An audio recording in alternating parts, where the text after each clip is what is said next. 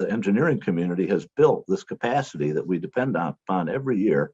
Most of us never think twice about it, and we have reliable water coming out of our tap. It is a miracle of modern technology that this stuff exists. Marty Ralph, director of the Center for Western Weather and Water Extremes, or CW3E, is talking about the vast water network in the state, a system of groundwater basins, as well as above-ground storage and conveyance like levees, reservoirs, canals, and aqueducts that not only store but move water around the state.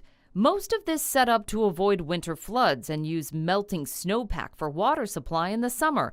But the weather was vastly different when management rules were written and reservoirs went online in the 1940s. When those rules were created, they largely didn't incorporate weather forecasts of precipitation because those forecasts were so bad.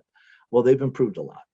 In part due to the work Ralph and fellow scientists are doing at the CW3E, researching how to better forecast large storms like atmospheric rivers that can deliver both beneficial rain but also devastating floods, a fundamental piece of information needed for reservoir operations. For some of these things, you can't be up at the top of completely full because you don't have enough time to get enough water out before more water starts coming in from the storms. For partners like the U.S. Army Corps of Engineers, improved forecasts are adding new flexibility to rules that dictate when to let water out and when to keep it in. Since our understanding is improving about how the atmosphere and the climate is, we have a better understanding of what these projects can do for us. Opening the door for programs like the Forecast-Informed Reservoir Operations, or FIRO. Tested on Lake Mendocino during the 2019 and 2020 water years, water storage increased by 19% by integrating improved weather forecasting. Even with better surface water management,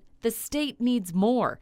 And that's when we turn to what's called groundwater, a natural underground system that has the capacity to hold nearly 20 times the amount of our surface water system.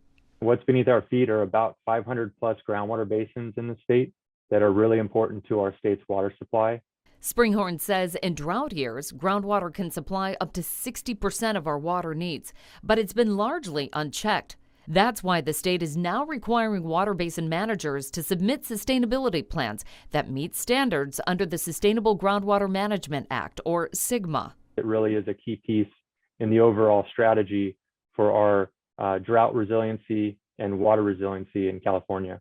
Up until now, knowing where and how to store this type of water has been somewhat limited, but a new program called Aerial Electromagnetic Survey is helping fill in the gaps by using electronic equipment attached to a helicopter to scan below the surface, kind of like an MRI of the area. There are certain materials in the subsurface that allow for groundwater to flow more easily through, and those are typically coarse grain materials like sands and gravels. The finer grain materials like silts and clay, those typically inhibit water flow. Knowing the type of materials below the surface makes a big difference in where we can store water. It's important to know where those areas are in the subsurface so that you know how to manage the groundwater resource. This should prove particularly helpful for areas like the Central Valley, where data from 1998 to 2018 show overpumping dropping groundwater levels by over 2.5 feet a year. But it's much better news for the nearly 2 million people relying on water from the American River Basin. Our region stands apart from most of the rest of the state in that we've seen our groundwater levels increasing. Due in part to projects like the Regional Water Authority's Water Bank, an underground natural reservoir 2 times the size of Folsom Lake, a climate resiliency project addressing the changing cycle of weather by storing water in wet periods and only tapping into it during dry periods. Climate change is our most significant challenge, right? So our mission is to ensure that those 2 million people, when they go to the tap and they turn it on, there's water that comes out. Storing water underground not only adds more flexibility, but a bigger water portfolio throughout the entire state. That's our moonshot in the state of California. That's our ability to address the weather whiplash.